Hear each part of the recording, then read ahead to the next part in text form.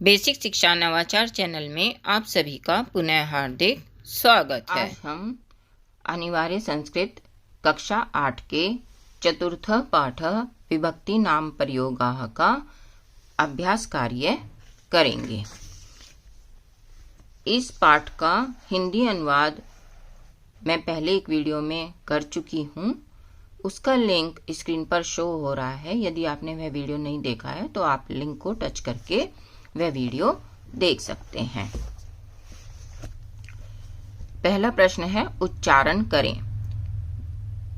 मैं पहले उच्चारण करूंगी, आप ध्यान से सुनिए और फिर उसका उच्चारण कीजिएगा। धृतिर्बलम, धृतिर्बलम। भूषयते, भूषयते।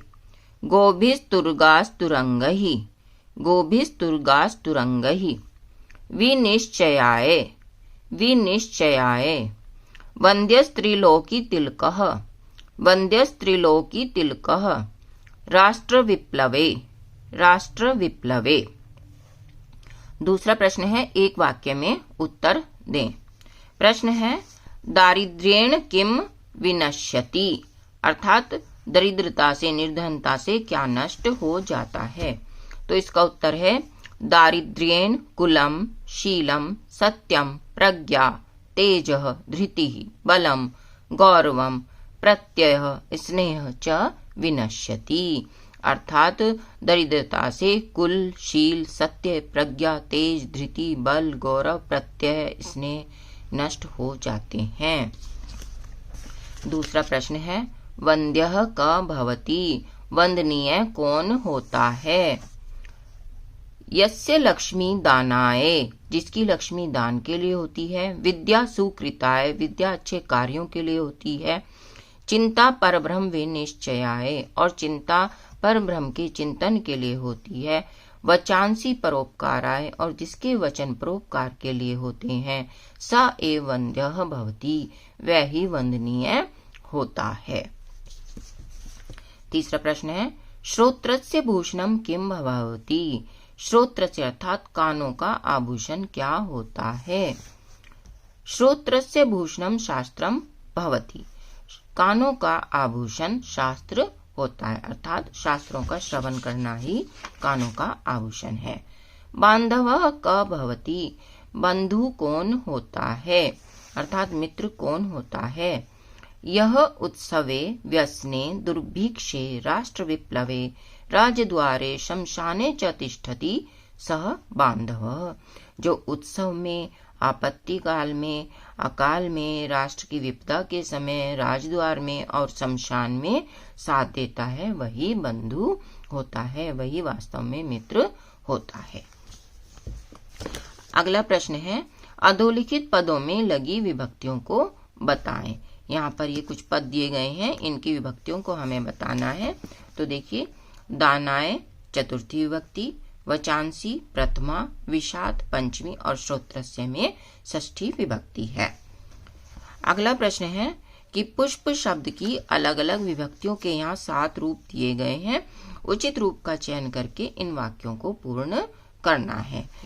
यहाँ पर आएगा पुष्पम विकसति, खा में आएगा पुष्पाणि आनय, गा में पुष्पहि सुगंधम प्रसरति, घा में पुष्पेभ्यः आपणं गच्छ, पुष्पात् मधु गृहीत्वा भ्रमरः उड्डयते, पुष्पाणां माला आकर्षकं भवति, पुष्पेषु भ्रमराः गुंजन्ति।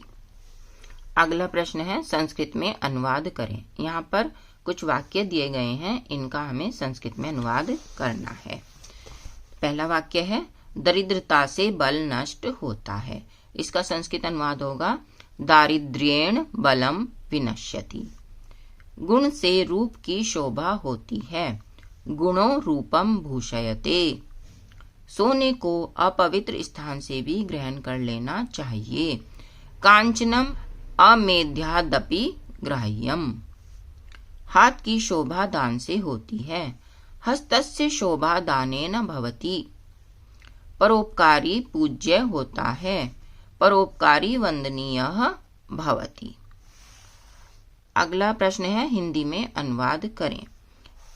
यहाँ पर कुछ संस्कृत वाक्य दिए गए हैं, इनका हिंदी में अनुवाद करना है। जैसे शीलम भूषयते कुलम, सदाचार से कुल की शोभा होती है। समान शील व्यसनेषु सख्यम, समान व्यवहार व आदतों वालों में मित्रता होती है। विषादप्यमृतम ग्राह्यम, विष से भी अमृत ग्रहण कर लेना चाहिए। हस्तस्य भूषणम किम अस्ति, हाथ की शोभा किससे होती है। बांधव क भवति, बंधु कौन होता है। अंतिम प्रश्न है सही जोड़े बनाइए। तो इसको हम इस प्रकार से इनके जोड़े बनाएंगे। देखिए, विद्याम इसमें द्वितीय विभक्ति है, मृगही तृतीय विभक्ति, व्यसने सप्तमी, दानाय चतुर्थी और कंठस्य षष्ठी। इस प्रकार से इस पाठ का अभ्यास कार्य पूर्ण होता है। आशा है आपको मेरा यह प्रयास पसंद आया होगा।